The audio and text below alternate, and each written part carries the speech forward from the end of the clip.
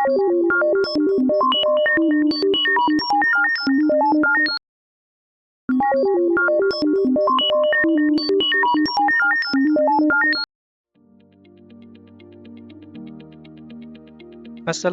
warahmatullahi wabarakatuh. Salam sehat dan salam bahagia Guru Penggerak. Saya Muhammad Rashid, calon Guru Penggerak Angkatan 11 Kabupaten Tapin. Ibu Agustina Sonjaya MPD sebagai fasilitator dan Ibu Nurul Hilal MPD sebagai pengajar praktik. Pada kesempatan kali ini, saya akan memaparkan sebuah aksi nyata dalam penerapan budaya positif di sekolah.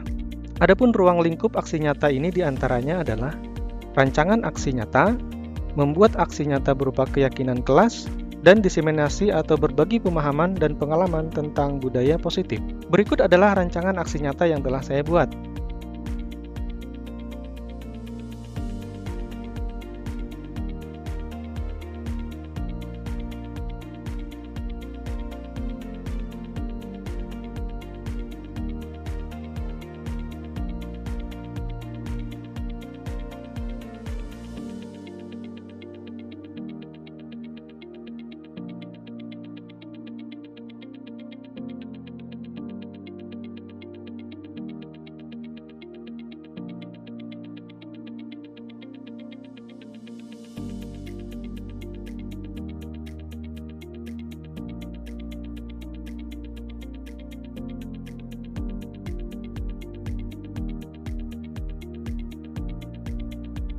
Setelah merancang tahapan aksi nyata, saya membuat kesepakatan kelas bersama dengan murid.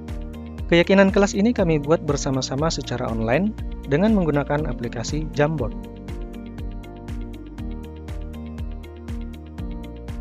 Berikut adalah kegiatan diseminasi untuk berbagi pemahaman dan pengalaman tentang budaya positif di sekolah.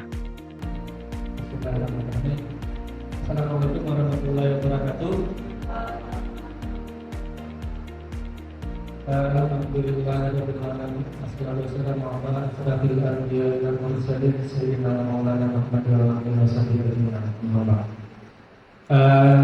Saya ucapkan terima kasih kepada Bapak Ibu yang sudah berkenan untuk mengikuti kegiatan kita pada hari ini, yakni pemaparan materi tentang budaya positif. Kami selaku calon guru penggerak mendapatkan tugas untuk memberikan sedikit tentang apa itu budaya positif yang ada di lingkungan sekolah. Yang jelas di sini bukan sebagai orang yang paling tahu ya, bukan, tapi hanya sekedar berbagi pengalaman, berbagi materi yang sudah pernah kami terima, dan mudah-mudahan nantinya bermanfaat untuk kita semua. Amin.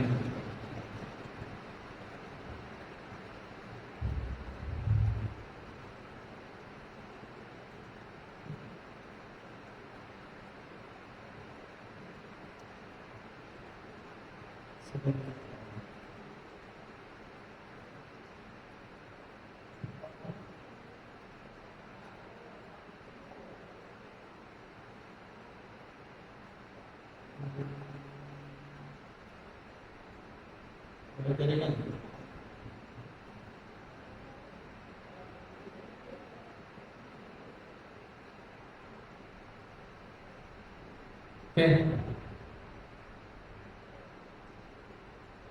Jadi saya ulangi sedikit. Hari ini mencoba untuk berbagi praktik baik tentang budaya positif yang ada di lingkungan sekolah.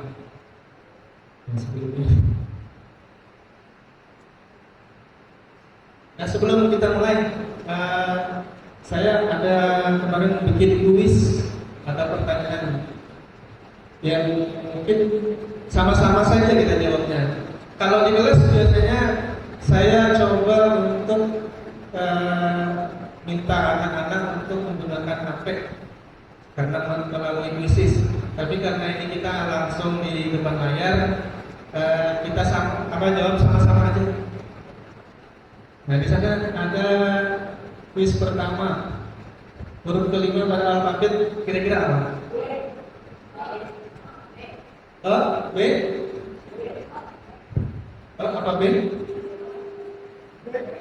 B ya? Betul ya? Alfabet. Oke? Kita lihat ada kuis selanjutnya. Nah, di sini ada pertanyaan lagi. Ada 20 murid sekolah, 7 orang izin, 3 orang sakit, 5 orang pulang. Berapa murid yang masuk sekolah?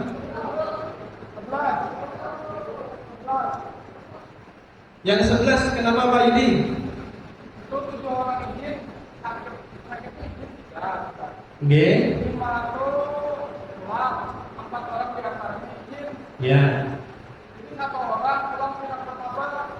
Oke. Jadi 11. 12. Oke. Pak Nur? Masih mikir siapa yang punya jawaban?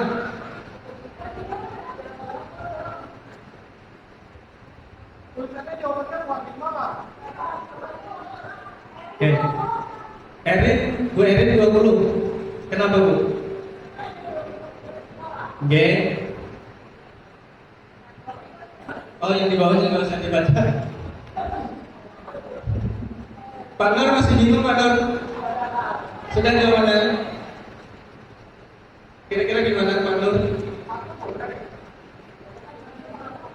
Jawabannya?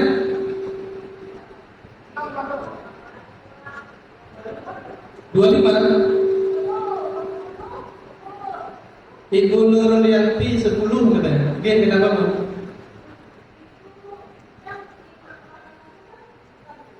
Oke. Ya.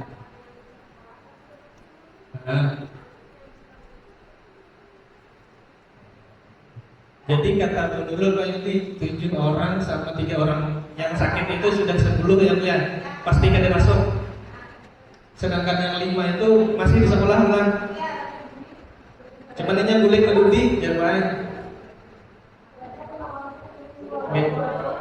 Jadi sebetulnya jawaban yang ada di sini itu jawaban yang tidak pasti ya.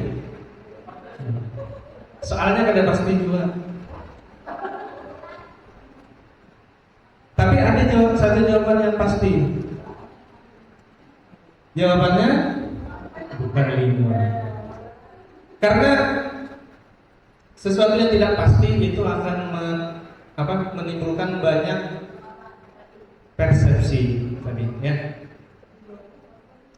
7 orang izin, bisa jadi izinnya ke WC, nanti balik lagi, ya kan? 3 orang sakit, kemarin ada kasus anak sakit, siapa? Nah, berapa aja di belakang kelas, masuk aja orangnya, ya. Nah, 5 orang pulang itu masuk, bisa apa? Bisa jam terakhir muliknya, kan ada keterangan nih. Pulangnya jam berapa? Ya. Jadi jawabannya yang pasti bukan 5. Oke. Ada satu lagi kayaknya. Santai aja pokoknya itu, jangan usah mikir keras gitu. Anda memiliki uang 8.000, belanja ke warung membeli cemilan 4.000, berapa uang kembalian yang diterima nanti? 1.000. Pak Alvin sebagai Menteri Keuangan.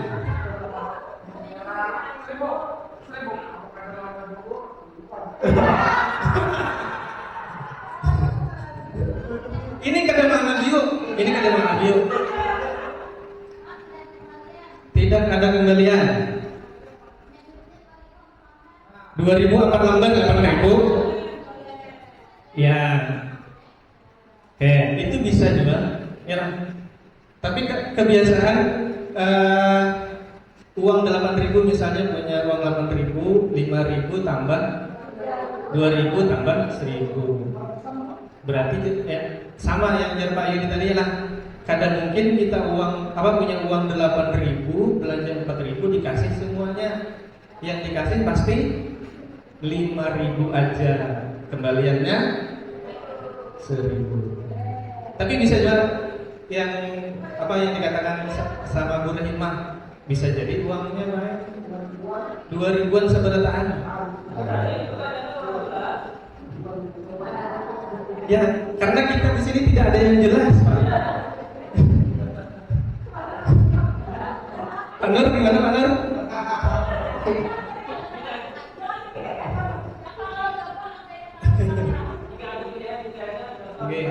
Oke, nanti kita cari soal yang ada pilihannya. Oke, untuk pertanyaan demikian kita lanjutkan. Oke. Tujuan kegiatan kita pada hari ini, di mana untuk budaya positif ini diharapkan setiap warga sekolah dapat memahami tentang bagaimana penerapan budaya positif sehingga dapat menciptakan lingkungan belajar yang nyaman dan menyenangkan. Kalau lingkungan belajarnya nyaman, kira-kira anaknya nyaman menerima apa yang kita sampaikan. Oke. Nah, kemudian untuk melaksanakan budaya positif, tentunya kita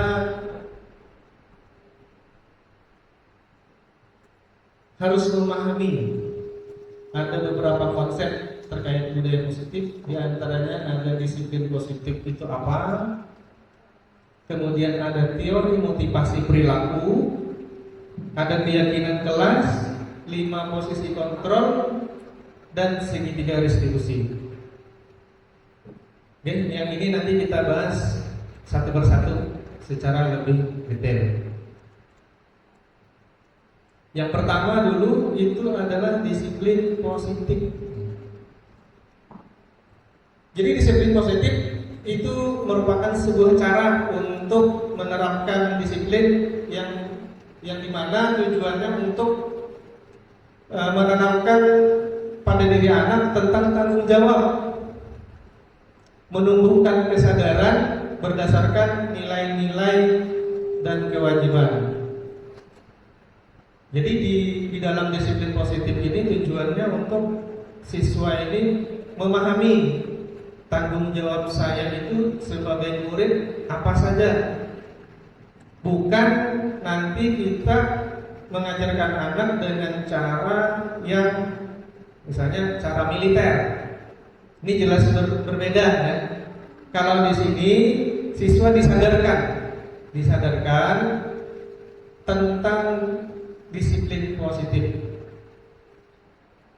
Dengan demikian, ketika disiplin positif ini sudah ada pada diri seorang anak, dia akan bisa mengarahkan, mengontrol diri untuk melakukan tindakan.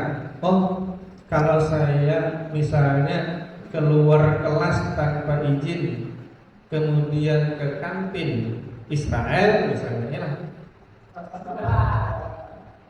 kemudian di sana godaannya pasti banyak. Memang dari rumah nggak bawa rokok, tapi ya. Atau masalah kedisiplinan anak-anak menggunakan seragam. Seragam ketika kita selalu ingatkan, dan seingat saya ketika kita ingatkan, besoknya balik lagi bajunya. Ya, artinya apa? Sebagian murid kita memang belum memiliki kesadaran tentang disiplin. Nah, untuk menciptakan disiplin positif ini, itu nanti berkaitan dengan materi-materi yang selanjutnya.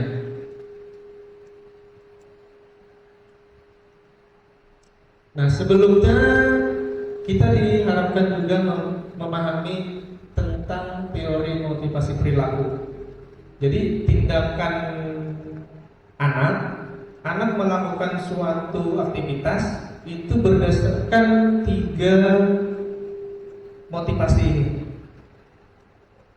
Jadi yang dimulai dari yang pertama, untuk menghindari ketidaknyamanan atau hukuman. supaya saya tidak kena poin, tidak kena bobot, maka saya harus datang tepat waktu. Untuk menghindari bajunya dicoret, maka bajunya saya masukkan ke dalam celana. Karena apa? Karena menghindari ketidaknyamanan atau menghindari hukuman. Itu kalau berdasarkan tingkatan, ini masih kesadaran paling bawah ya, paling dasar. Bisa jadi selain menghindari hukuman, untuk mendapatkan imbalan atau reward. Kalau di sekolah kita beberapa waktu yang lalu, masih ada istilah reward ya. Untuk sekarang ya, yang jelas mudah-mudahan dengan adanya kita membahas ini, dengan kegiatan ini, kita dapat mencoba bagaimana menanamkan kesadaran pada anak tentang budaya positif. Yang paling bagus yang mana? Ini tujuan yang paling bagus ya. Maaf. Untuk menjadi orang yang mereka inginkan dan menghargai diri sendiri dengan nilai-nilai yang mereka percaya. Ini bersumber dari diri sendiri. Ini yang kita harapkan sama-sama. Tentunya dari ketiga teori motivasi perilaku ini, itu yang sangat mempengaruhi dalam diri setiap anak. Anak-anak melakukan pelanggaran, anak-anak melakukan perilaku yang baik ataupun yang negatif, semuanya bisa jadi didasari karena teori motivasi yang ada di depan. Selain teori motivasi itu, kita juga diminta untuk memahami tentang 5 kebutuhan dasar manusia. Ketika seorang murid melakukan suatu perbuatan yang bertentangan dengan nilai atau melanggar peraturan, hal itu sebenarnya dikarenakan mereka gagal memenuhi kebutuhan dasar mereka. Ini sering kita temukan. Kenapa kok anak-anak di dalam kelas ada kalanya mereka bikin ribut pada guru-guru tertentu, tapi dengan guru yang lain tidak. Dan yang paling jelas, kita sudah melihat berbagai macam karakter dari anak kita. Ulun aja di dalam rumah punya 2 anak, beda-beda karakter. Karena kebutuhan dasarnya juga ada perbedaan. Yang pertama misalnya kebutuhan akan kasih sayang dan rasa diterima. Jadi ketika kita dengan anak itu tidak, atau bahasanya kurang, memberikan kasih sayang, maka dia akan mencari perhatian dengan kita. Supaya apa? Supaya mendapatkan tadi diharapkan ini. Sebetulnya tanpa disadari. Ya. Karena apa tadi? Karena kebutuhan dasarnya tidak terpenuhi. Sama biasanya lah kita ada menemukan orang, ketika kita ketemu tiba-tiba sudah marah-marah. Kenapa kira-kira? Bisa jadi Pak, misalnya karena bawaan dari rumah, atau datang di sekolah balik ke rumah marah-marah. Karena apa? Bisa jadi bawaan dari sekolah. Karena apa? Misalnya nih, ulun beli ke rumah. Ya, kalau bicara dengan nada tinggi, Ini misalnya ditanya sama anak-anak kan, jawabnya dengan nada tinggi, kenapa? Ya. Bisa jadi misalnya di sekolah tadi karena dengan anak murid, dengan siswa ada mood kita yang berubah gara-gara perilaku anak murid. Nah, kalau kita tidak memiliki kontrol diri yang bagus, itu bisa dibawa ke rumah.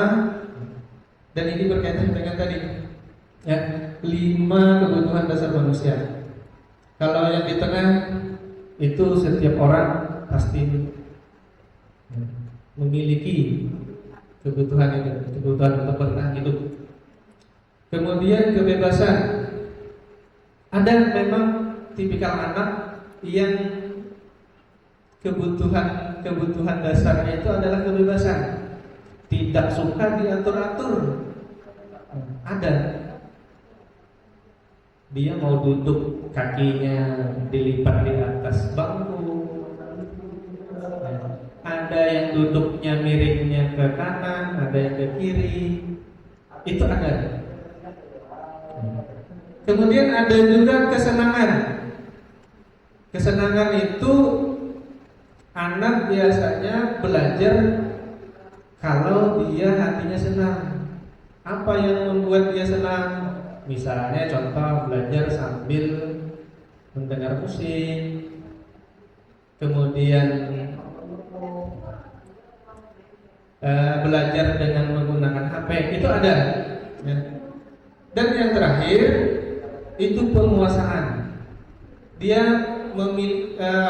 seorang anak merasa senang, kemudian kebutuhan dasarnya itu terpenuhi ketika merasa memiliki kekuasaan. Merasa dia di dalam kelas itu mempunyai andil. Oh, saya ketua kelas.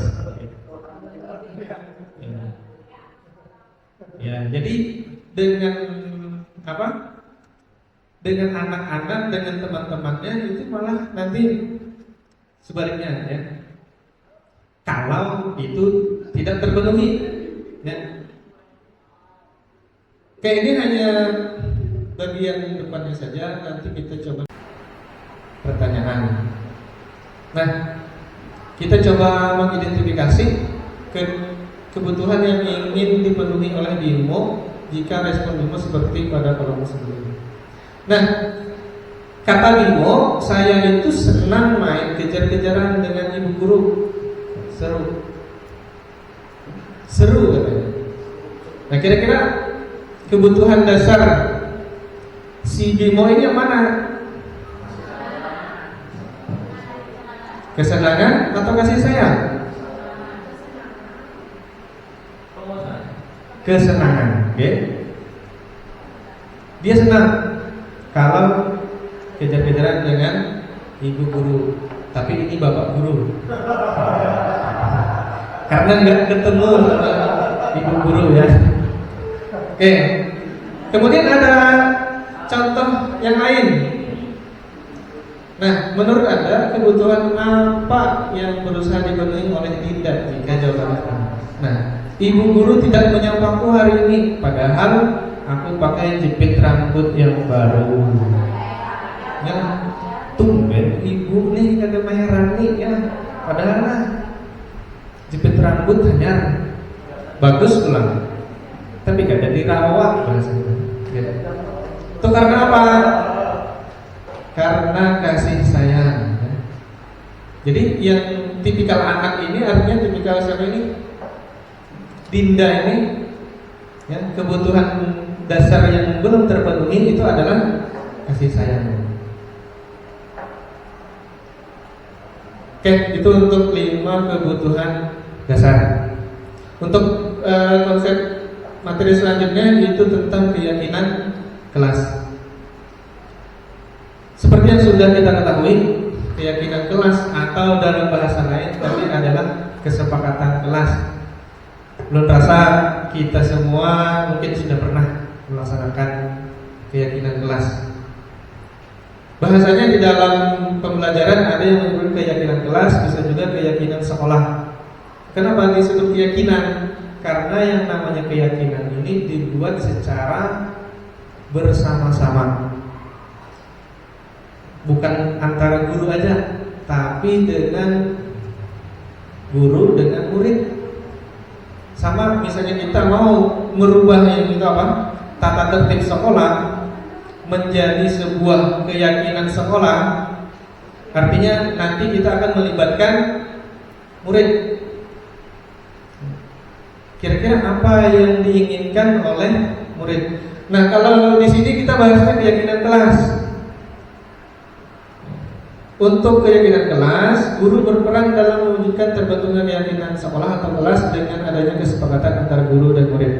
Jadi tidak hanya guru yang menentukan. Guru hanya sebagai fasilitator, memfasilitasi. Kira-kira apa yang mau disepakati di dalam kegiatan pembelajaran. Nah, untuk keyakinan kelas ini, alhamdulillah, saya dari kelas 10 sampai kelas 12 itu sudah membuat setiap kelas memang berbeda-beda, tapi mirip. Tapi ada kelas-kelas tertentu yang menginginkan kesepakatan kelas mereka itu berbeda daripada yang lain. Misalnya di kelas 10 C itu permintaannya banyak. HP-nya kada boleh dinyalakan Pak, kemarin itu. Kenapa kada boleh dinyalakan? Di silent aja kata kawan-kawannya. Tapi karena lebih banyak yang minta di silent aja, akhirnya kesepakatan kelasnya di silent aja. Yang penting tidak menggunakan HP ketika di dalam kelas, kecuali diminta oleh gurunya. Dan setiap murid itu memang memiliki keinginan yang berbeda-beda. Nah, adapun untuk keyakinan kelas ini yang saya rasakan setelah kita membuat keyakinan, tidak perlu kita membuat setiap kali masuk, tidak perlu. Kalau kita misalnya di debat kelas menggunakan slide, itu cukup ditampilkan keyakinan yang sudah kita buat. Pertemuan selanjutnya cukup ditampilkan aja, ini keyakinan kita kelas kemarin. Apakah ada yang mau ditambahkan, boleh, atau mau dikurangi? Biasanya ditambahkan, tapi bisa juga memakai keyakinan yang sudah ada. Yang jelas yang sudah saya rasakan dengan adanya keyakinan kelas ini, yang awalnya siswa itu ketika kita mau masuk mereka belum siap, tapi setelah ada keyakinan kelas, mereka alhamdulillah sebelum bulan masuk sudah siap-siap di dalam kelas. Ada pertama kali pertemuan dengan kelas 10B, belum masuk hampir 10 orang yang berada di luar sekolah, di luar kelas. Saya tanya kemana kawan-kawannya, ternyata ada yang ke warung, ada yang ke koperasi, ada yang ke WC. Dan setelah itu kami membuat keyakinan kelas, mereka menyepakati secara bersama-sama bahwa sebelum gurunya masuk, ya, mereka diusahakan itu sudah berada di dalam kelas, dan kecuali yang keluar misalnya izin terlebih dahulu. Itu contoh yang pernah sudah saya lakukan.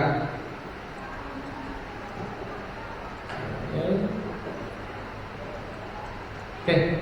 Itu tadi keyakinan kelas. Kemudian kita akan mencoba menonton sebuah video yang ini nanti berkaitan dengan 5 posisi kontrol pada seorang guru.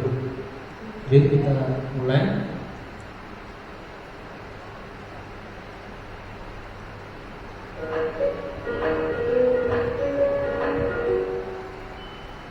Salam bahagia Ibu dan Bapak guru hebat. Dalam penerapan disiplin positif restitusi, salah satu program yang dikembangkan adalah 5 posisi kontrol. 5 posisi kontrol dalam restitusi adalah proses perjalanan seorang pendidik agar dapat mengenali dirinya. Pada video kali ini, kita akan membahas tentang 5 posisi kontrol yang dikembangkan oleh Diane Dawson dan contoh penerapannya.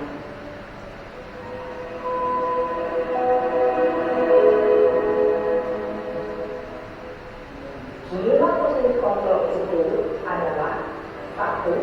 Posisi penghukum. 2. Posisi pembuat merasa bersalah. 3. Posisi teman. 4. Posisi pemantau atau monitor. Dan 5. Posisi manajer. Untuk lebih memahami 5 posisi tersebut, mari kita saksikan kasus Naren yang terlambat hadir 20 menit di sekolah dan melihat bagaimana 5 posisi kontrol dalam menghadapi masalah tersebut.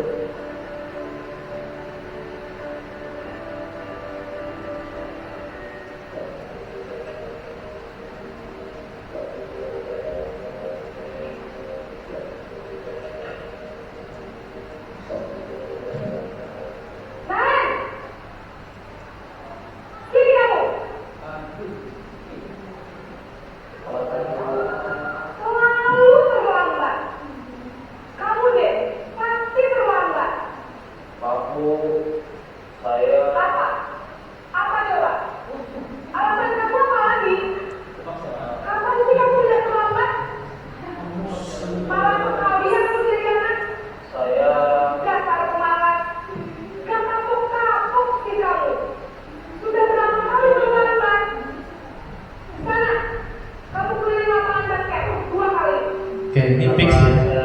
Posisinya sebagai penghukum. Kenapa? Kamu malah ibu. Berani-beraninya jawab. Sudah terlambat, masih berani jawab pula.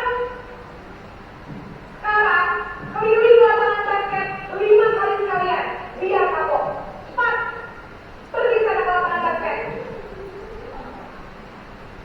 Posisi penghukum biasanya berbicara dengan nada tinggi, menghasut, menunjuk-tunjuk, menyakiti, dan menyindir.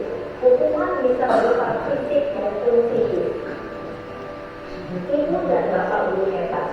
Dampak yang terjadi pada murid ketika guru berada pada posisi penghukum adalah murid cenderung akan memberontak, bahkan menyimpan dendam.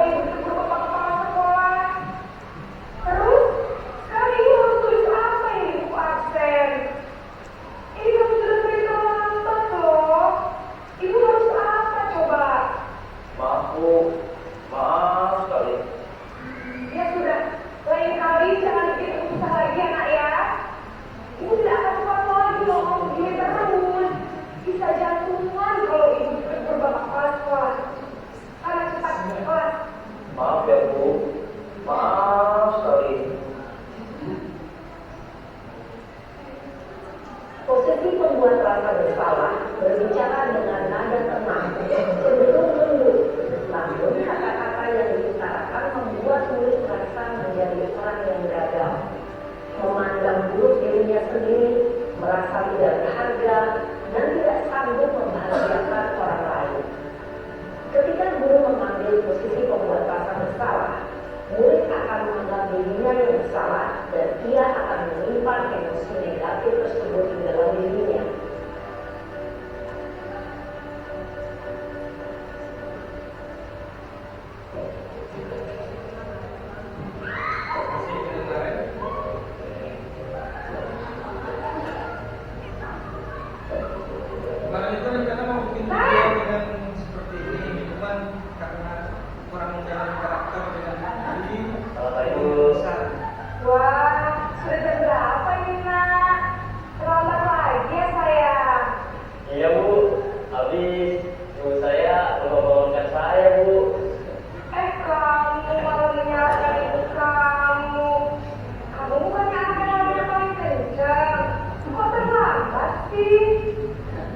Iya Bu, saya memang terlambat bangun tadi. Jadi biar bisa lagi kencang, tetap gak kerja Bu. Ya sudah sekarang nanti lain kali larinya lebih kenceng lagi ya, biar gak terlambat lagi. Bikin seneng ibu demi ibu, bisa kan? Bisa lah Bu. Ya sudah sekarang mau sekolah, ibu beresin urusan absen kamu. Kamu ini ada-ada saja. Dalam percakapan, guru berbicara dengan nada suara ramah, akrab, cenderung bersenda gurau untuk menjaga suasana tetap santai. Murid akan merasa senang, aman, dan akrab dengan guru. Identitas yang tercipta adalah identitas sukses atau berhasil. Namun, perlu diingat, karena ini masih dorongan eksternal, maka ada faktor ketergantungan dari murid kepada orang tertentu. Di sini, guru absennya, sehingga di lain waktu, murid bisa berperilaku baik, namun hanya kepada orang-orang tertentu saja.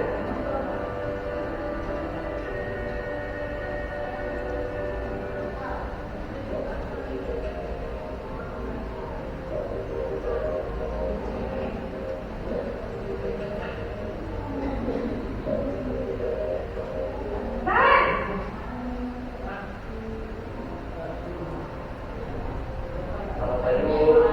Naren, apa peraturan sekolah kita tentang jam berapa kita harus masuk sekolah, Nak? Kita harus di sekolah jam 7 Bu. Iya betul, sekarang sudah jam 7.20. Naren sudah tahu konsekuensinya jika terlambat hadir. Paham Bu. Saya harus melawas jam istirahat kalau disuruh. Iya benar, konsekuensinya demikian. Jadi nanti jam 9.30 pas istirahat, kamu harus tinggal di kelas, kerjakan tugas tambahan untuk ketertinggalan kamu, ya? Baik Bu. Posisi pemantau mengandalkan penghitungan atau data untuk mengontrol murid. Guru mengarahkan murid berdasarkan peraturan dan konsekuensi. Seorang pemantau menunjukkan bahasa tubuh dan ekspresi wajah yang datar dan cenderung formal.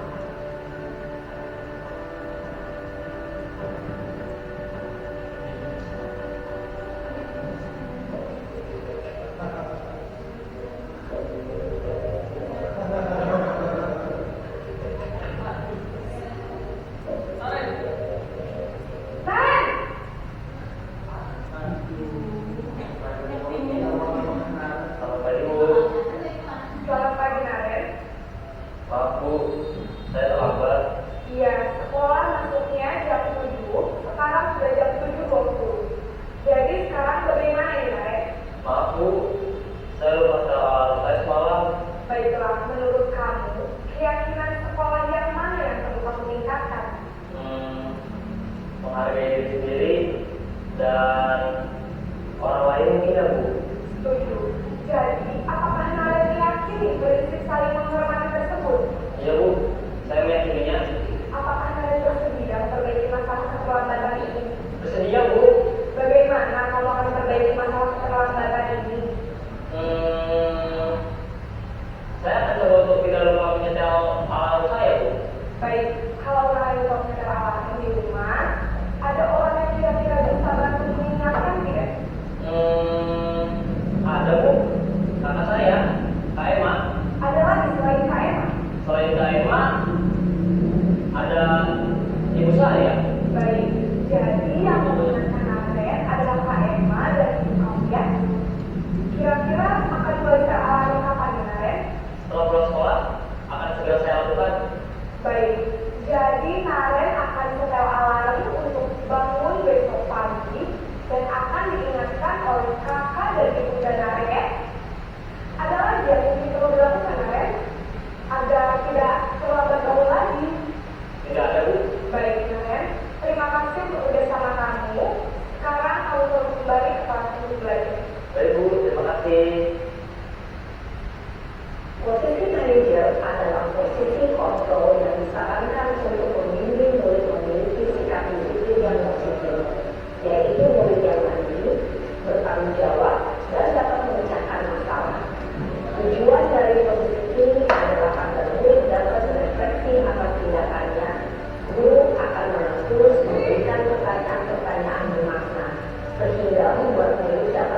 belajar dari kesalahannya dan mencari sebuah solusi untuk menyelesaikan. Ibu dan bapak guru hebat, setelah mengamati adegan 5 posisi kontrol tadi, kira-kira posisi mana yang paling ideal? Posisi mana yang dapat menunjang motivasi intrinsik murid? Ya, tentu posisi manajer. Posisi ini memang posisi ideal dan perlu dituju setiap pendidik. Pada posisi inilah, guru dapat menerapkan disiplin positif yang berpihak pada murid, yang memerdekakan murid. Perjalanan seorang pendidik tentunya tidak mudah untuk sampai pada posisi seorang manajer. Namun, tujuan kita pasti, yaitu menciptakan murid-murid yang mandiri, merdeka, dan bertanggung jawab.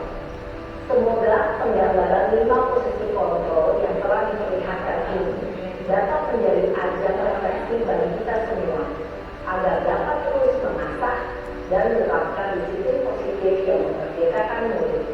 Mari terus berlatih dan bersemangat. Selamat menerapkan. Salam dan bahagia, Ibu dan Bapak Guru hebat.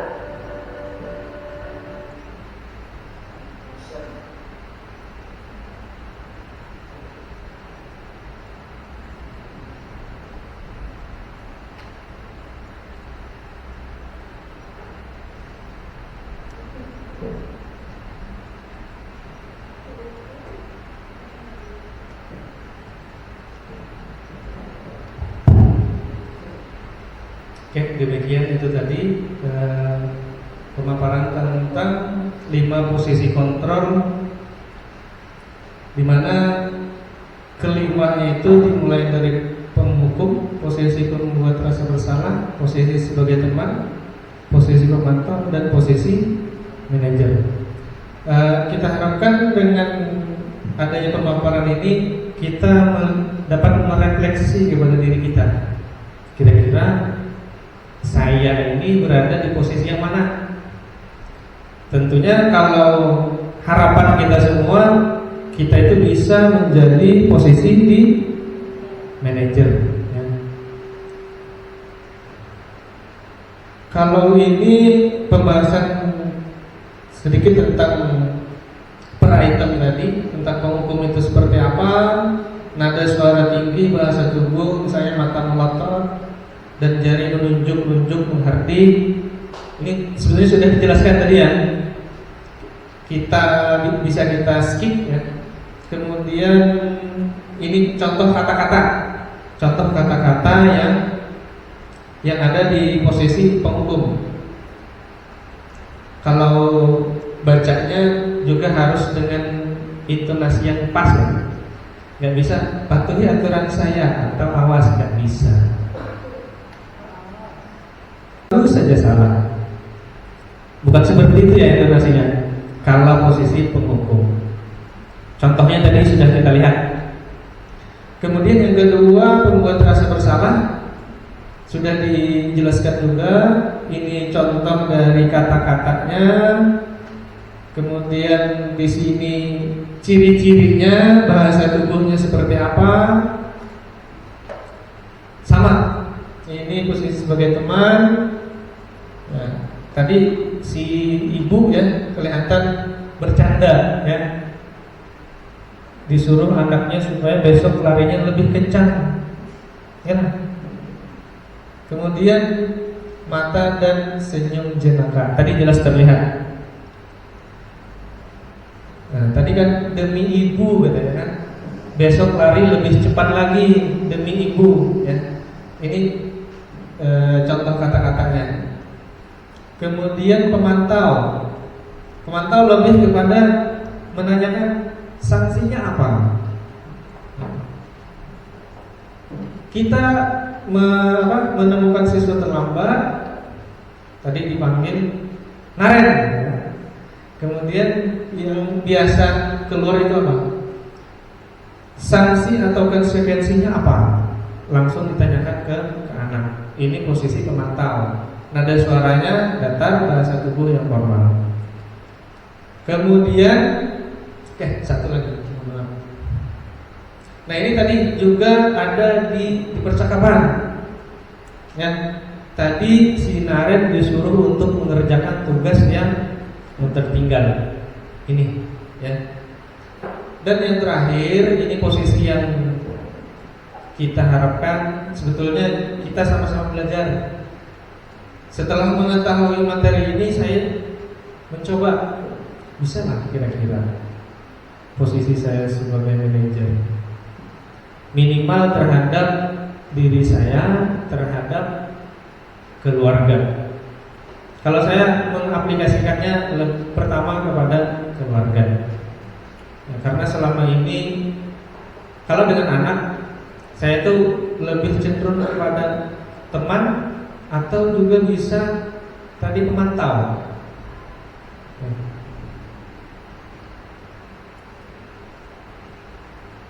Ini manajer posisi yang kita harapkan. Nah, untuk posisi sebagai manajer tentunya harus melalui tahapan-tahapan. Ya. Ini kita mulai dari yang paling bawah ya, menstabilkan identitas, kemudian naik ke samping kiri, validasi tindakan yang salah, dan menanyakan keyakinan. Jadi di dalam menstabilkan identitas yang pertama ada kata-kata atau kalimat yang membuat si anak ini memiliki kesadaran. Kamu bukan satu-satunya yang pernah melakukan ini. Distabilkan dulu emosinya. Setiap orang pasti pernah melakukan kesalahan. Jadi bisa kita memilih kalimat-kalimat yang ini. Kemudian tahapan yang kedua, kita melakukan validasi tindakan yang salah. Kita menanyakan apa alasannya melakukan suatu kesalahan. Kemudian menanyakan juga, adakah cara yang lebih efektif untuk mendapatkan apa yang kamu butuhkan. Misalnya kalau pertanyaan ini kan kita ajukan kepada, ini contoh ya, anak yang kebetulan misalnya mengambil barang temannya. Bisa kita menggunakan, adakah cara yang lebih efektif untuk mendapatkan apa yang kamu butuhkan. Ini validasi tindakan yang salah. Artinya kita mencoba menggali kesadaran siswa, memvalidasi betul nggak dia melakukan kesalahan. Dia menyadari nggak? Ketika dia sudah sadar bahwa telah melakukan kesalahan, baru kita lanjutkan ke tahap selanjutnya, yaitu menanyakan keyakinan. Kita ungkit lagi keyakinan yang sudah kita sepakati dengan murid yang ada di dalam kelas itu seperti apa? Peraturan yang sudah kita buat bersama itu seperti apa? Ditanyakan sampai kepada cara dia atau itikat dia dari murid untuk memperbaiki kesalahannya. Kita tanyakan di situ, menanyakan keyakinan. Apa solusinya? Tadi kan ditanya oleh gurunya, bagaimana caranya supaya si Naren tidak terlambat lagi? Katanya menyetel alarm. Selain itu apa? Misalnya minta bangunkan sama kakaknya tadinya. Itu contohnya sudah ada. Jadi kita lebih mudah untuk memahaminya. Oke, next. Ini ditampilkan dengan tabel berurutan ya Bapak Ibu ya. Ini sama yang tadi. Nah, mungkin itu materi atau pemaparan terkait disiplin budaya positif. Di sini ada contoh kasus di kasusnya Sabrina. Sabrina hari itu bangun terlambat dan terburu-buru sampai di sekolah. Dia pun akhirnya sampai di gerbang sekolah tapi baru menyadari kalau tidak menggunakan sepatu hitam. Di sekolah ini kemungkinan besar ya, tidak memperbolehkan sepatunya berwarna putih atau berwarna-warni. Jadi harus sepatu hitam. Kalau sama seperti zaman saya dulu, sepatu itu tidak boleh ada warna putihnya. Kalau ada putih dibelok. Nah, kalau sekarang lebih dipermudah. Ya. Kemudian di pintu kelas, Bapak Lukman memperhatikan sepatu Sabrina yang berwarna coklat. Sabrina berusaha menjelaskan bahwa dia terburu-buru dan salah menggunakan sepatu gara-gara terburu-buru, ya. Kemudian Pak Lukman menanyakan Sabrina, apa peraturan sekolah tentang seragam warna sepatu? Sabrina menjawab sudah mengetahui sepatu harus berwarna hitam, namun karena terburu-buru dan salah mengenakan sepatu, selain tidak mungkin kembali pulang karena rumahnya jauh di Rampang, Pak Lukman tetap bersikeras pada peraturan yang berlaku dan mengatakan, ya sudah, kamu sudah melanggar peraturan sekolah, kamu salah, sudah terlambat, salah pula warna sepatunya. Segera buka sepatumu kalau tidak bisa mengenakan warna sepatu sesuai peraturan. Ini Pak Lukman posisinya marah. Sabrina meminta maaf dan memohon kembali kepada Pak Lukman agar tetap dapat mengenakan sepatunya dan berjanji tidak akan mengulang kesalahannya. Namun Pak Lukman tidak mau tahu. Tidak, kamu telah melanggar peraturan sekolah.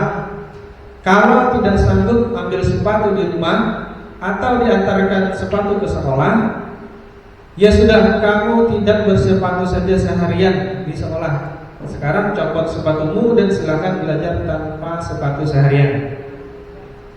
Ini kejam, ya. Sabrina pun dengan berat hati mencopot sepatunya dan memberikannya kepada Pak Lukman. Seharian dia tidak berani berkeliling sekolah karena malu dan lebih banyak berdiam diri di kelas tanpa alasan. Nah, kalau melihat kasus ini kayaknya berkebalikan dengan sekolah kita, ya. Tadi mau ke ruangan ini sama Pak Yudi menemukan anak-anak malah senang nggak pakai sepatu, ya. Kalau ini mereka malu karena tidak diperbolehkan memakai sepatu, nyeker gitu. Okay. Nah, di sini ada pertanyaan dalam kasus di atas, sikap posisi apakah yang diambil oleh Pak Lukman? Kira-kira apa? Penghukum. Jelas ya, penghukum, ya. Seharian nggak diperbolehkan pakai sepatu.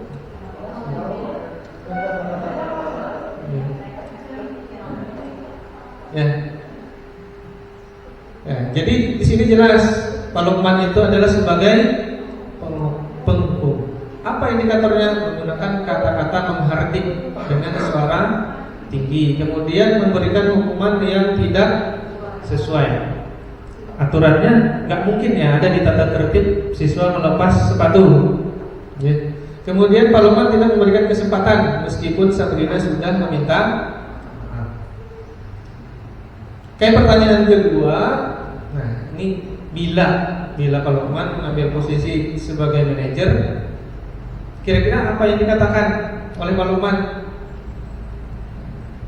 Kira-kira apa ya? Menanyakan alasan.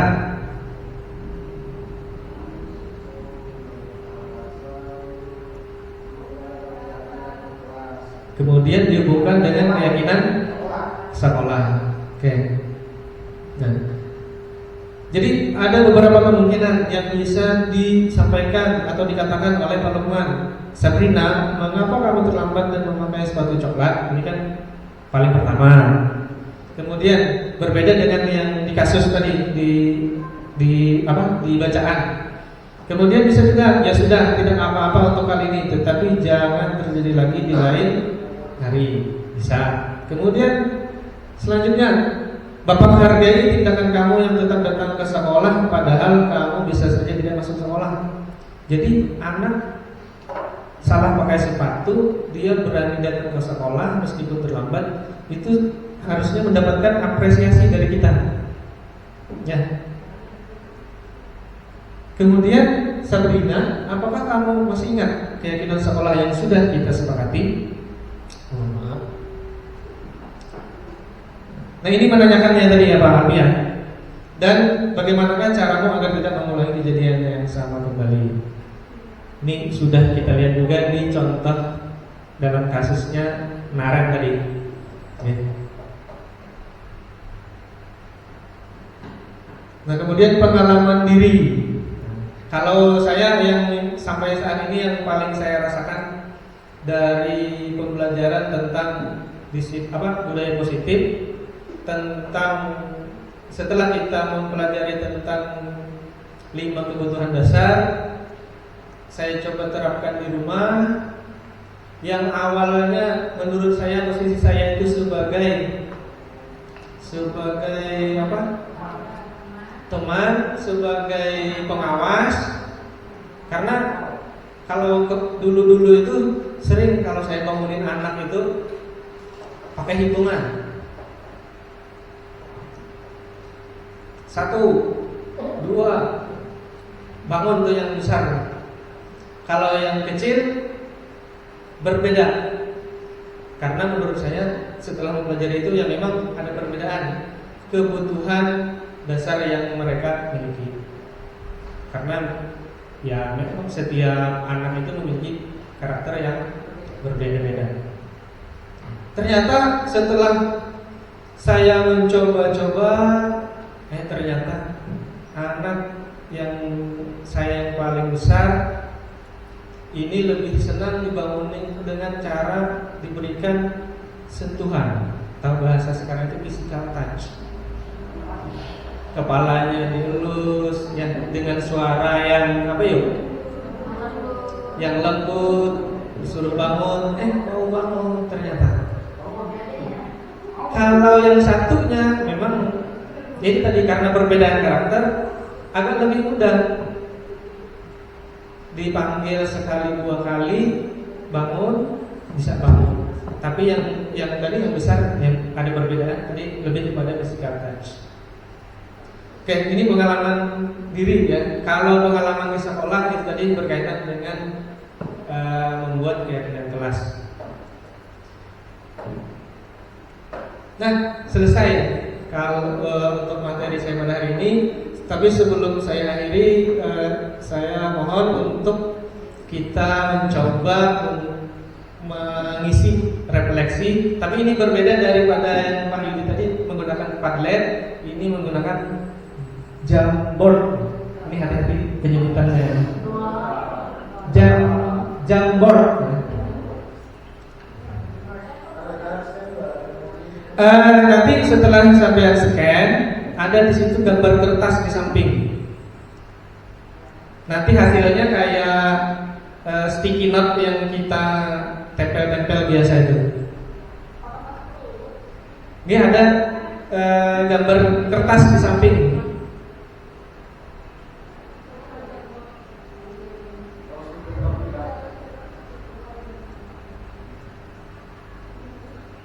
Di bagian sini. Nah, ini ada di bagian samping ada gambar kertas, paper, gambar kertas.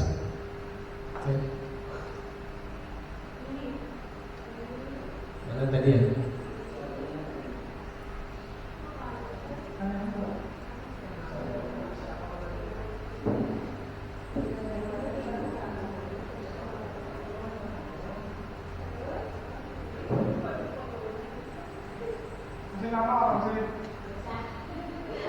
Gak apa-apa.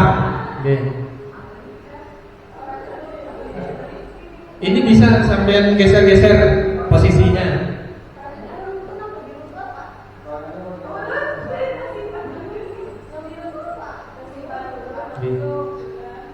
Belum sampai ketik.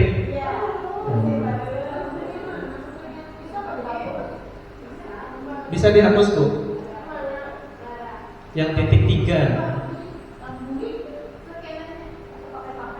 Oh, scanner.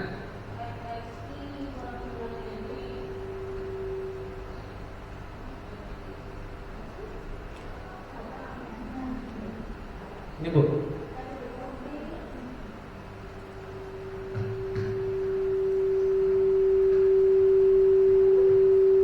Bisa Bu.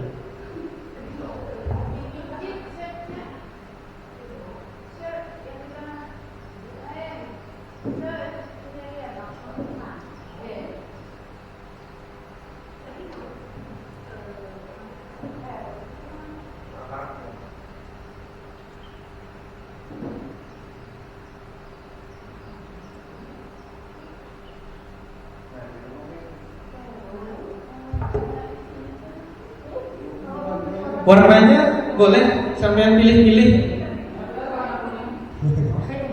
Kalau mau apa lagi rame warna kuning.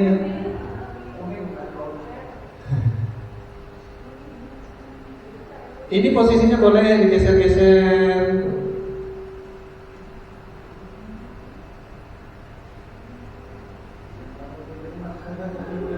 Ada 2 slide ya Bapak Ibu ya.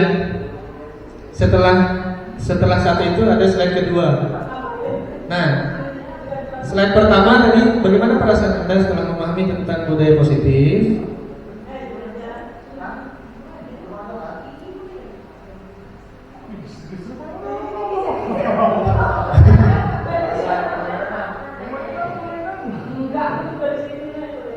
Boleh disusun, boleh.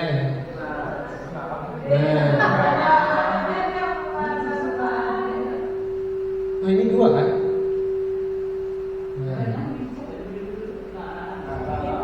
Kiki.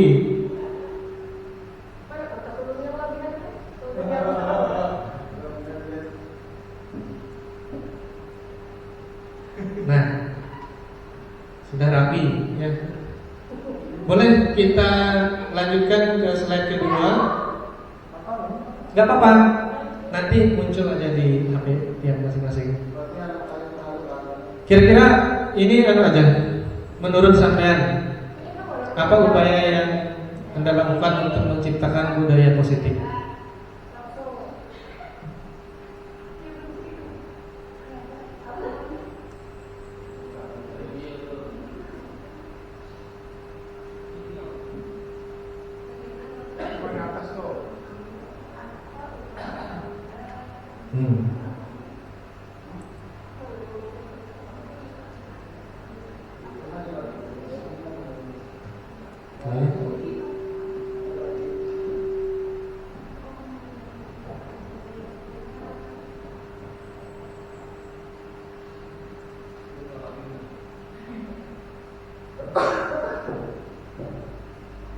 Oke, kita lihat slide 1.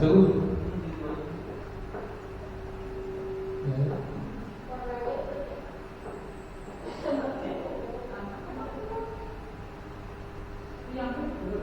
Ini double.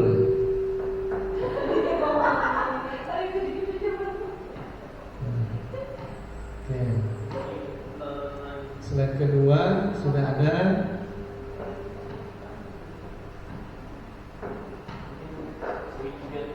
Ibu yang ini.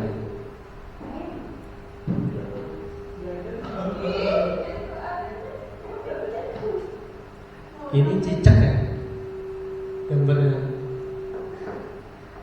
Apa upaya yang Anda lakukan untuk menciptakan budaya positif?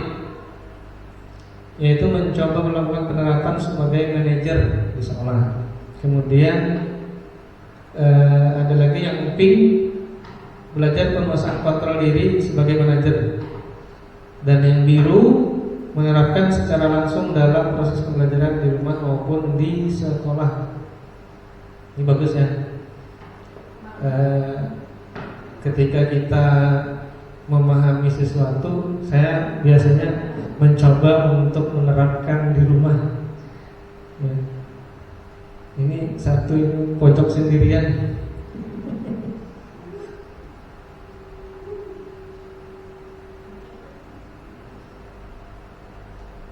Memahami kebutuhan dasar murid, menerapkan posisi kontrol sebagai manajer, membangun keyakinan kelas dan menerapkan segitiga restitusi. Kalau bagi saya yang paling menantang ya ini penerapan. Kadang lebih kepada ini kalau di sekolah ya, sulit sebetulnya. Tapi tidak ada yang sulit ketika kita mau mencoba. Oke, naik ke atas lagi. Upaya yang akan saya lakukan dengan mengimplementasikan beberapa poin yang didapat dalam materi tersebut. Ini lambang beruang.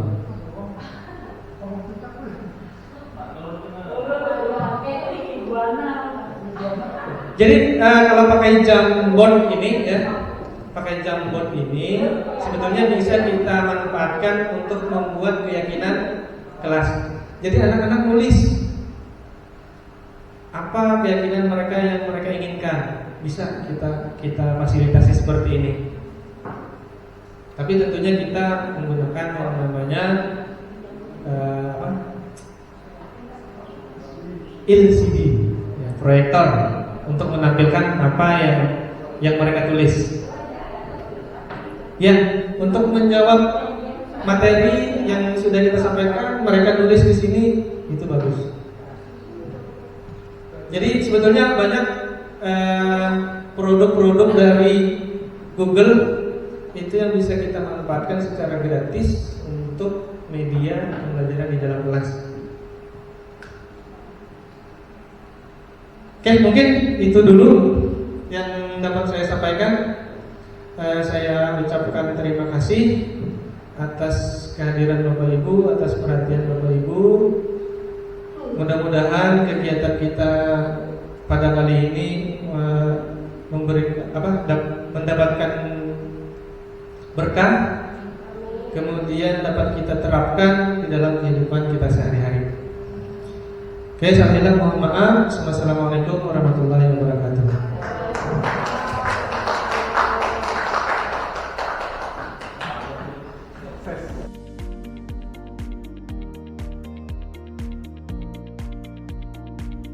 Di akhir kegiatan diseminasi, saya melaksanakan refleksi bersama dengan rekan-rekan guru terhadap kegiatan aksi nyata yang telah saya laksanakan.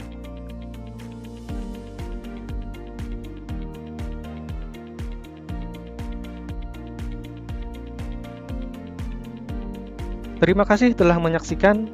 Salam sehat dan bahagia guru penggerak. Terima kasih.